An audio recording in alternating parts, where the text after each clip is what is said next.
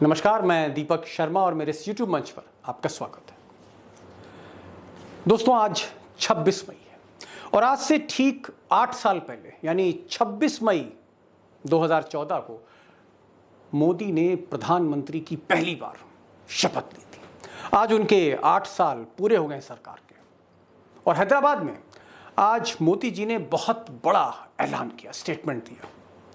उन्होंने कहा कि अगर ये जो 8 साल हैं उनकी सरकार के, इसकी तुलना अगर आप 30 साल, पिछले 30 साल से करें तो एक चीज आप नोट करेंगे कि उनकी जो ये सरकार है 8 साल की, उसमें जो इच्छा शक्ति, जो विल पावर देखने को लोगों को मिली है, दुनिया को मिली है, वो 30 साल में देखने को नहीं मिली। यानी मोदी पिछले 30 साल में जितने भी प्रधानमंत्री रहे उनमें कहीं ज्यादा पॉलिटिकल इच्छा शक्ति है, विल पावर है उनके अंदर।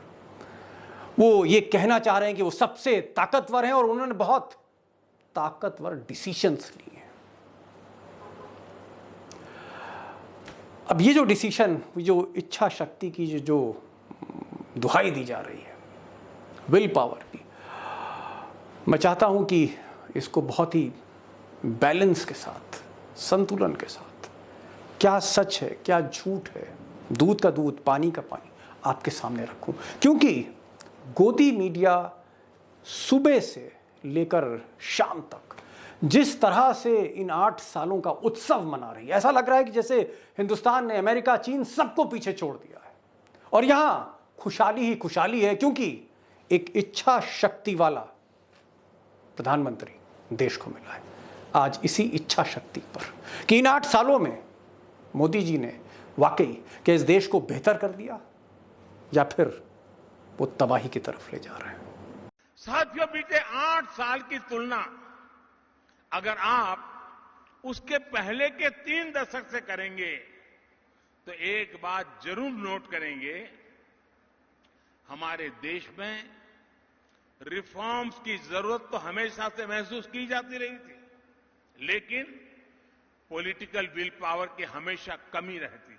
2014 के बाद से हमारा देश राजनीतिक इच्छा शक्ति को भी देख रहा है और लगातार रिफॉर्म भी हो रहे हैं। अब दोस्तों, इन 8 साल में प्रचंड बहुमत मोदी जी के पास था और इन 8 वर्षों में उन्होंने देश के सिस्टम को ठीक किया आपके लिए, या फिर उन्होंने इस सिस्टम पर खुद कब्जा कर लिया।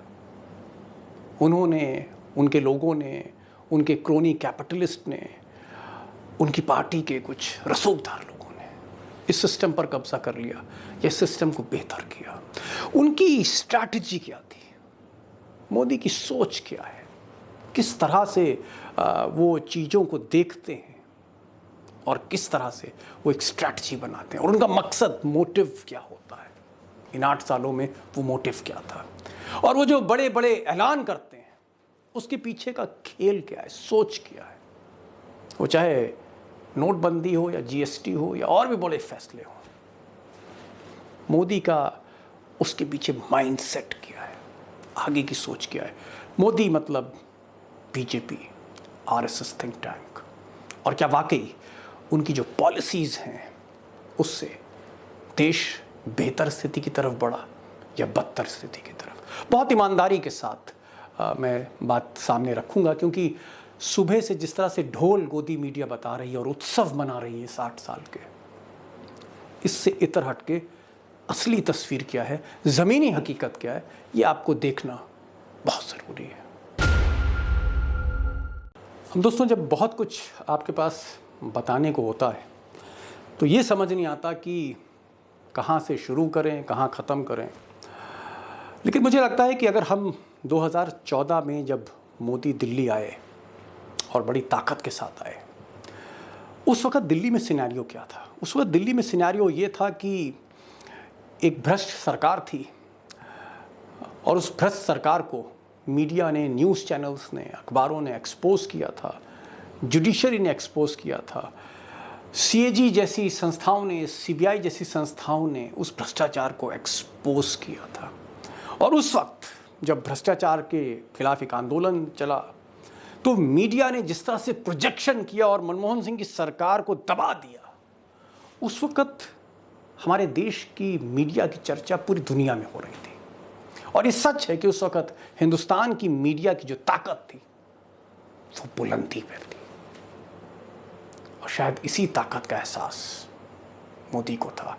और जो सबसे पहला जो खेल, सबसे पहला जो उनका कदम था, उनकी निगाह थी, वो इसी मीडिया पे थी, जिसको आज उन्होंने एक बेहतर मीडिया से गोदी मीडिया बना लिया है।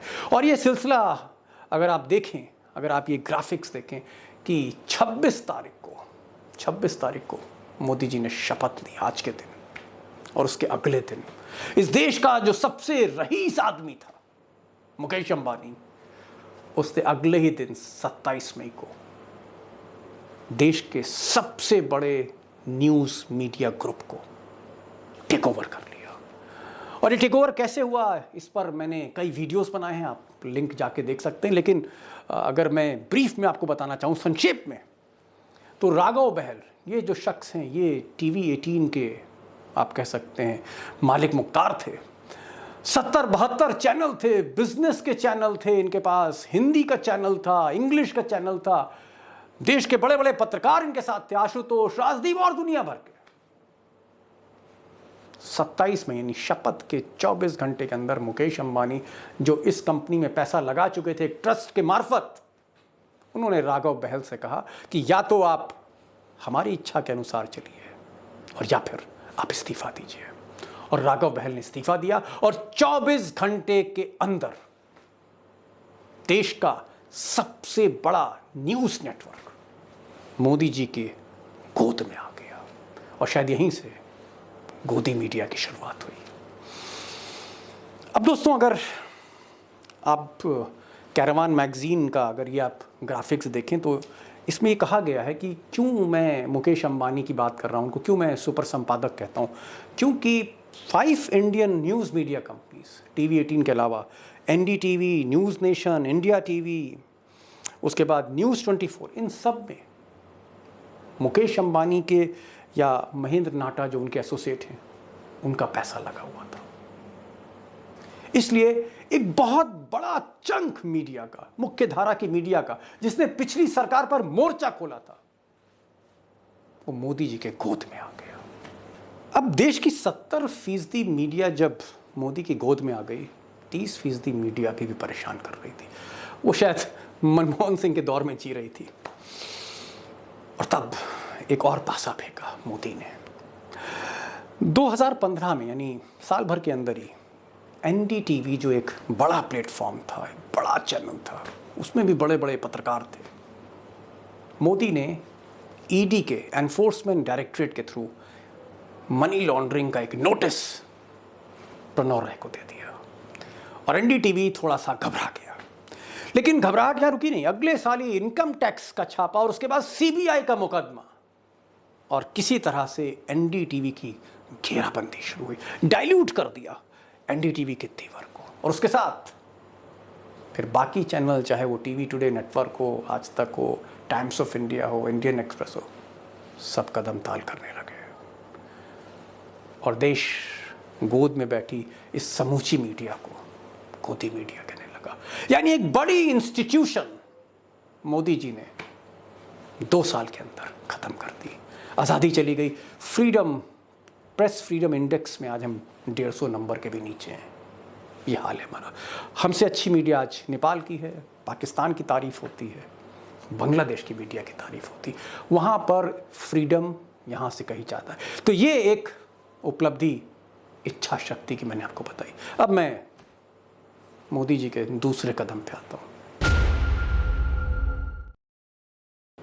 अब मोदी जी ने अडवाणी जी को और मुरली मनोहर जोशी को और अरुण शौरी को और यशवंत सिन्हा को और शांता कुमार को, ये जो बड़े लीडर थे, बड़े चेहरे थे पार्टी के, उनको कैसे किनारे किया, मैं इस पर वीडियो नहीं बनाना चाहता हूँ। पार्टी का अपना मैटर है।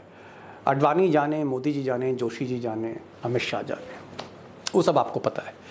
मैं इंस्टीट्यूशंस पे आ रहा हूँ, जो हमारे कॉन्स्टिट्यूशनल इंस्टीट्यूशंस हैं, मैं उस पर आ रहा हूँ। अगला जो निशाना था मीडिया के साथ साथ, मीडिया के आने के बाद चीज़ें तो आसान हो गई, क्योंकि खबरें जो थीं, अंदर की कहानियाँ थीं, जो भी गड़बड़ हो रहा था या जो भी चीज़ें हो रही थी उसकी रिपोर्टिंग बंद हो चुकी थी। आप यूँ कह सकते हैं कि पत्रकारिता रिपोर्टिंग, आप कह सकते हैं कि वो अर्श से फर्श पर आ चुकी थी। अब इंस्टीट्यूशंस की बात, अब इंस्टीट्यूशन में अगर हम देखें तो मोटा मोटी अगर मैं बताऊं तो ये कुछ इंस्टीट्यूशंस हैं जो माने रखती हैं, क्योंकि इनके पास इन्वेस्टिगेटिव पावर्स हैं, बहुत ताकतवर इंस्टीट्यूशंस हैं, जैसे सीबीआई, जैसे ईडी, जैसे सीवीसी, जैसे सीएजी जो ऑडिट करती है, जैसे इनकम टैक्स में सीबीडीटी और कस्टम्स में सीबीआईसी, जीएसटी, आईटी, ये जितनी एजेंसियां हैं, मोदी जी एक एक करके गुजरात काडर के जो उनके वफादार अधिकारी थे उनको लाए, या जिन अधिकारियों को वो पहले जानते थे या जो उनके माथत प्रिंसिपल सेक्रेटरी थे उस वक्त, नृपेंद्र मिश्रा या पीके मिश्रा उनके साथ थे, जो उनके बड़े खास अधिकारियों में जिनका नाम शुमार था, ये लोग जिनको रिकमेंड करते गए, ऐसे ऐसे लोगों को मोदी जी ने इन इंस्टीट्यूशंस में, इन बड़ी संस्थाओं में, इन जांच एजेंसियों में बैठाना शुरू कर दिया। मेरिट क्राइटेरिया नहीं था, ऐसा ही क्राइटेरिया नहीं था जैसे दिल्ली के लेफ्टिनेंट गवर्नर विनय कुमार सक्सेना, जो एक सीमेंट कंपनी में काम करते थे, पहली बार उनको दिल्ली का लेफ्टिनेंट गवर्नर बनाया गया है।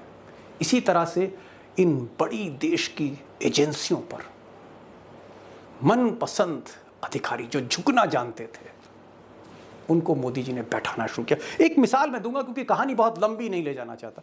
जैसे ये साहब देखिए, इनका नाम है केवी चौधरी। जब ये सेंट्रल विजिलेंस कमिश्नर बने, अब सीवीसी वो व्यक्ति है, सेंट्रल विजिलेंस कमिश्नर, जो देश में सीबीआई पर भी नकेल कस सकता है। ये वो अधिकारी हैं जो आप कह सकते हैं कि एंटी करप्शन के, आप कह सकते हैं क्रूसेडर, इनको मान सकते हैं। अभी कौन साहब है? केवी चौधरी वो शख्स थे इनकम टैक्स के जिन्होंने एक ज़माने में आदित्य बिरला और सहारा, इनके यहाँ जब छापे पड़े थे तो कुछ दस्तावेज़ बरामद हुए थे, कुछ डायरियाँ बरामद हुई थी, आप गूगल पर सर्च कर सकते हैं। और उन डायरियों में ये बात सामने आई थी कि सहारा ने एक बड़ी रकम, जब मोदी मुख्यमंत्री थे गुजरात के, उनको दी थी। यानी बहुत से नेताओं में पैसे बांटे गए थे। अब मोदी जी को लगा कि अगर ये चीज़ें अगर सामने आ गई तो शुरुआत में ही उनको एक बहुत बड़ा, आप कह सकते हैं कि शर्मिंदगी का सामना करना पड़ जाएगा। तो ये जो केवी चौधरी साहब थे, भ्रष्टाचार के इस मामले को इन्होंने दबा दिया जब ये चेयरमैन थे सीबीडीटी के। और इसके इनाम में जिस आदमी ने भ्रष्टाचार को दबाया, उसी आदमी को, उसी शख्स को भ्रष्टाचार के मुखालिफ जो एजेंसी है सीवीसी, उसका सबसे बड़ा अधिकारी बना दिया। तो इस तरह से मोदी ने फिर धीरे धीरे जो भी इंस्टीट्यूशंस थी, जिनका एक रिकॉर्ड था, जिनकी एक साख थी, उन सबको मीडिया की तरह डाइल्यूट कर दिया। ये एक उनकी इच्छा शक्ति का बड़ा प्रमाण है। अब दोस्तों, मीडिया हाथ में आ गई, नौकरशाही हाथ में आ गई, सरकारी जितने आप कह सकते हैं संस्थाएं हाथ में आ गई, सारी जांच एजेंसियां हाथ में आ गई, मुट्ठी में आ गई। ये इच्छा शक्ति की ताकत। अब इच्छा शक्ति का एक और प्रमाण देखिए, ये साहब, अब इनकी तस्वीर तो आप समझ ही रहे होंगे, जस्टिस रंजन गोगोई। ये साहब शरीफ आदमी, एक अच्छे जज, ये एक सेक्सुअल हरासमेंट के केस में फंस गए और उस सेक्सुअल हरासमेंट में केस में ऐसा फंसे कि कहीं ना कहीं जब राफेल का मामला इनकी अदालत में आया तो रंजन गोगोई पे बहुत आरोप लगे जब राफेल के मामले को दबाया गया। इसी तरह से इन्होंने राम जन्मभूमि पर भी एक ऐतिहासिक फैसला दिया कि मंदिर बनना चाहिए। और फिर नज़दीकियाँ बढ़ने लगीं, और जब नज़दीकियाँ बढ़ीं तो धीरे धीरे जो जुडिशरी थी, जो कभी रिवोल्ट कर रही थी, बगावत कर रही थी, 2018 में यही जुडिशरी मोदी के खिलाफ, मोदी सरकार के खिलाफ वो बगावत कर रही थी। पहली बार इस देश में सुप्रीम कोर्ट के जजेस ने प्रेस कॉन्फ्रेंस करी और प्रेस कॉन्फ्रेंस में कहा कि कि जस्टिस लोया, जो सीबीआई के जज हैं जस्टिस लोया, इनकी जो रहस्यमय परिस्थितियों में मौत हुई है, ये जो सोहराबुद्दीन का केस देख रहे थे जिसके मुख्य आरोपी अमित शाह थे, इनकी जिस तरह से मौत हुई इसकी जांच होनी चाहिए, लेकिन ये जांच इसके साथ कंप्रोमाइज हो रहा है। ये था जुडिशरी का हाल। और साल 2 साल में जब रंजन गोगोई सरकार को मिले तो जुडिशरी कंप्रोमाइज होती गई, ऐसा लोग कहते हैं। ऐसा सीनियर एडवोकेट्स प्रशांत भूषण और तमाम एडवोकेट्स, अगर आप गूगल पे जाएंगे, ट्विटर पे जाएंगे, तो आपको बहुत से ऐसे संकेत मिलेंगे। और ये कहना होगा कि धीरे धीरे जुडिशरी भी उसी राह चलने लगी जहाँ बाकी संस्थाएं चल रही थी। दुर्भाग्यपूर्ण है, लेकिन रंजन गोगोई जब राज्यसभा के एमपी बने तो बहुत सी चीज़ें सामने आ गई। अब मोदी जी की इच्छा शक्ति का एक और प्रमाण देखिए। 8 नवंबर 2016 को मोदी जी अचानक टेलीविज़न पे आए और उन्होंने कहा कि आज मैं एक ऐसा फैसला लेने जा रहा हूं कि इस देश में काला धन और भ्रष्टाचार खत्म हो जाएगा हमेशा के लिए। और नोटबंदी, आपको भी पता होगा, आप भी एटीएम की लाइन में लगे होंगे। लेकिन काला धन तो वापस न आया, न मिटा, न भ्रष्टाचार मिटा। हुआ क्या? अगर हम देखें तो जो रिपोर्ट है मेरे पास, उसमें यह है कि इंडस्ट्रियल प्रोडक्शन घट गया, जीडीपी भी काफ़ी नीचे गई, और इस दौरान 2 साल में 15 लाख रोज़गार खत्म हो गए। और जो 5 लाख करोड़ ब्लैक मनी की बात कर रहे थे कि इस डिमोनेटाइजेशन से 5 लाख करोड़ रुपए आएंगे सरकारी खजाने में, 5 लाख करोड़ नहीं आए। आए कितने? 10,720 करोड़, 10,000 करोड़ टारगेट था 5 लाख करोड़ का। लेकिन इसका इम्पैक्ट ये रहा कि जो छोटी इंडस्ट्रीज़ थी देश की, खासकर एमएसएमई सेक्टर की, वो पूरी तरह से तबाह हो गई और बेरोजगारी यहीं से बढ़ी। और हमारे जो जीडीपी के आंकड़े थे, अगर आप ये ग्राफिक्स देखें, पूरी तरह से बिखरने लगे। अब क्योंकि मोदी जी में इच्छा शक्ति थी, और ऐसी इच्छा शक्ति जो बीते 30 साल में किसी प्रधानमंत्री के पास नहीं थी, तो नोटबंदी के बावजूद जो हालत था हमारी इकोनॉमी का, अर्थव्यवस्था का, उसके बावजूद 6 महीने के अंदर वो जीएसटी लेके आ गए। और जीएसटी भी रात के 12 बजे लेकर आए, क्योंकि उन्होंने कहा कि हम नेहरू की तरह एक बार फिर से एक नई आज़ादी भारत को दे रहे हैं। और वर्ल्ड बैंक की आप रिपोर्ट पढ़ लें, उसके मैं कुछ पॉइंट्स आपको बता रहा हूँ कि वर्ल्ड बैंक ने क्या कहा जीएसटी के बारे में। उन्होंने कहा कि ये जो जीएसटी जिस तरह से भारत ने लागू की, इट्स टू कॉम्प्लेक्स। दूसरा, उन्होंने कहा कि इसमें वेरियस फ्लॉज, इसमें कई खामियां हैं। और उन्होंने कहा, वर्ल्ड बैंक का ये भी कहना है कि 28% टैक्स बहुत सी चीज़ों पे लगाया गया जो दुनिया में नहीं होता, यानी जो टैक्स का जो इनकी पॉलिसी वो गलत है। और फिर टैक्स रिफंड में जो दिक्कतें आई, फिर जिस तरह का वो नेटवर्क बना था वो चला नहीं, उसमें खामियां थी। कुल मिलाकर जो राज्य आज भुगत रहे हैं जीएसटी को लेकर, ये योजना कहीं ना कहीं इसको इम्प्लीमेंट करने में मोदी जी पूरी तरह फेल हुए। उनकी इच्छा शक्ति भी फेल हुई। इच्छा शक्ति ऐसा लगता है सिर्फ ऐलान करने में थी। अब अगर देश का प्रधानमंत्री कहे कि भाई उसके पास जो विल पावर है वो किसी प्रधानमंत्री के पास नहीं थी, खुद कहें वो अगर कैमरे के सामने, तो इस विल पावर का, इस इच्छा शक्ति का एक और सबूत आप देखिए जो 2020 में हमको देखने को मिला, जब चीन की सेना हमारे लद्दाख बॉर्डर पर आ गई। उससे पहले डोकलाम में दिखी थी, और शायद पहली बार ऐसा हुआ कि 2 साल हो गए हैं चीन की फौज आज हमारी छाती पर खड़ी हुई है, और मोदी जी की इच्छा शक्ति वहां चल नहीं पा रही। इतनी कमजोर सरकार, सत्ता चीन के आगे देश ने पहले कभी नहीं देखी। अब बॉर्डर पर आप देखें तो रोज़ाना नई नई सुर्खियां पढ़ने को मिलती हैं कि चीन, चाहे वो अरुणाचल प्रदेश का बॉर्डर हो, चाहे फिर लद्दाख का बॉर्डर हो, परमानेंट कंस्ट्रक्शन कर रहा है, निर्माण कर रहा है। इतनी हिमाकत, इतनी हिम्मत, इतनी ज़रूरत एक दुश्मन की। और अगर आप देखें तो तकरीबन 15 दौर की बातचीत हो चुकी है दोनों मुल्कों में इस बॉर्डर डिस्प्यूट को हल करने के लिए, और अभी तक उसमें कोई सफलता नहीं। हज़ारों चीनी सैनिक अभी भी खड़े हैं और शायद मोदी जी अभी भी फैसला नहीं ले पा रहे। इन 8 साल में महंगाई और बेरोजगारी के भी रिकॉर्ड टूटे हैं। 24 साल में पहली बार जो आप कह सकते हैं कि जो हर तरह के जो आंकड़े हैं महंगाई के, चाहे वो थोक के आंकड़े हों चाहे रिटेल के आंकड़े हों, उनकी जो दर है उसने आप कह सकते हैं कि 24-25 साल के सारे रिकॉर्ड तोड़ दिए। जैसे आप अगर देखें कि थोक महंगाई की दर 15% से ज़्यादा पहुंच चुकी। ये स्थिति 1998 से पहले थी।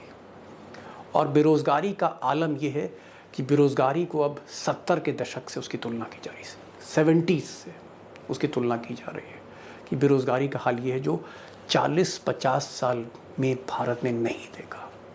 मैं इस पर कई वीडियोस बना चुका हूं, आप चाहें तो लिंक में उन वीडियोस को देख सकते हैं कि यहाँ पर मोदी का फेलियर क्या है। बहुत बड़ा फेलियर है, बहुत बड़ी विफलता जिससे देश बहुत तेज़ी से पीछे भाग रहा है। और ये जो महंगाई है शहर के साथ साथ अब गांव में भी बढ़ रही है, जहाँ सब्जी दाल सब कुछ महंगा है। अब अगर नटशल में मैं कहूँ तो ये जो महंगाई है, बेरोज़गारी है जो पूरी तरह से बेलगाम है, उसके पीछे कारण ये है कि दुनिया के जो बेस्ट इकोनॉमिस्ट हैं वो मोदी जी के साथ काम नहीं करना चाहते, या मोदी जी उनसे काम लेना नहीं चाहते, या उनसे बातचीत नहीं करना चाहते, क्योंकि कहीं ना कहीं विचारधारा का मतभेद है। और इसका नतीजा ये हुआ कि चाहे वो रिज़र्व बैंक ऑफ इंडिया के गवर्नर हों, वो भी एक रिटायर्ड ब्यूरोक्रेट हैं जिन्होंने कभी इकोनॉमिक्स नहीं पढ़ी। इस पर मैंने वीडियो बनाया है।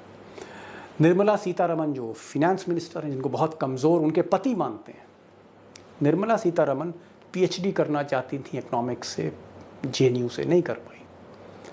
और उन्हें भी कोई बहुत बड़ा एक्सपीरियंस नहीं है वित्त व्यवस्था का। और मनमोहन सिंह से अगर आप तुलना करें तो बिल्कुल भी मुकाबला ही नहीं कोई। और इसी तरह के जो बाकी एडवाइज़र्स हैं वो सब ऐसे लोग हैं जिन्हें आप चापलूस कह सकते हैं, वफादार कह सकते हैं, काबिल नहीं कह सकते।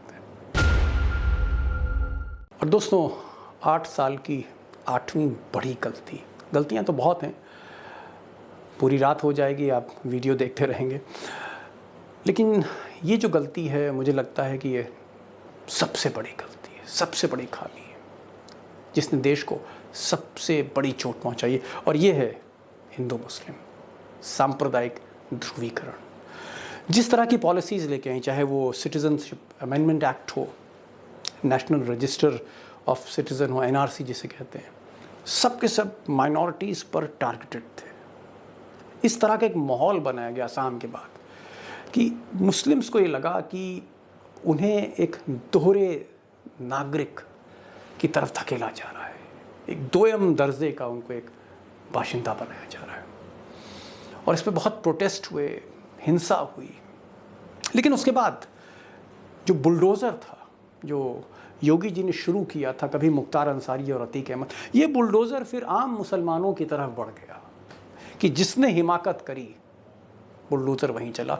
और इस बुलडोज़र के मॉडल को जो बाकी मुख्यमंत्री थे बीजेपी के, उन्होंने अपनाना शुरू किया। चाहे में शिवराज सिंह चौहान हो सकते हैं, जिसमें आप दिल्ली पुलिस हो सकती है जो अमित शाह के नीचे है, बुलडोज़र चलने शुरू हुए। और जो हमने जिस तरह की हिंसा देखी रामनवमी में, रमज़ान में, और वो हिंसा पूरे प्रदेशों में फैली, जहाँ पर कोई मस्जिद की मीनार हिला रहा है, तो कोई अपशब्द कह रहा है, तो कोई बहुत नारे लगा रहा है, कोई लाउड स्पीकर मस्जिद से हटा रहा है, कोई दाढ़ी काटने की बात कर रहा है। इस तरह की जो घटनाएं हैं ये हिंदुस्तान नहीं, दुनिया ने भी पहली बार देखी गांधी के देश में।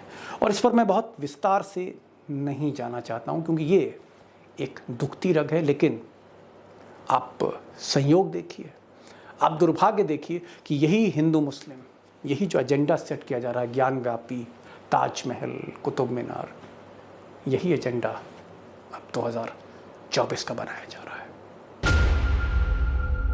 दोस्तों मैंने जो कुछ बताया ये तो बहुत ब्रीफ में बताया, बहुत संक्षिप्त में बताया, बहुत मुख्तसर सी बात मैंने रखी है। लेकिन जो मुल्क का बादशाह है उसको अपने इस बात पर नाज है कि उसने हिंदुस्तान को बदल दिया है। और शायद इसीलिए उन्होंने हैदराबाद में छात्रों से कहा कि अगर आप पिछले 30 सालों के प्रधानमंत्री देखेंगे और उनके कामकाज देखेंगे और आप मोदी का कामकाज देखेंगे तो आप एक चीज़ नोट करेंगे कि मोदी की जो इच्छा शक्ति है, मोदी का जो काम करने का तरीका है और मोदी जिस तरह से देश को बदल रहा है, कोई नहीं बदल पाया। सच है, जिस तरह मोदी जिस तेज़ी से देश को बदल रहे हैं, कोई नहीं बदल पाया। ये अलग बात है कि ये तेज़ी से बदलने की जो एक प्रक्रिया है वो देश को बेहतरी की तरफ शायद नहीं ले जा रही। आज बस इतना ही। अपने कमेंट्स और अपने आपके सजेशंस वो आप ज़रूर भेजिए मुझे, और इस वीडियो को प्लीज़ शेयर करिए, क्योंकि अगर आप नहीं शेयर करेंगे तो फिर से कौन शेयर करेगा। खासकर जब सोशल मीडिया और मीडिया इस तरह के खबरों को, वीडियो को दबाना चाहती हो, तब आपकी ज़रूरत है इस आवाज़ को आगे ले जाने की। तो आज बस इतना ही। नमस्कार।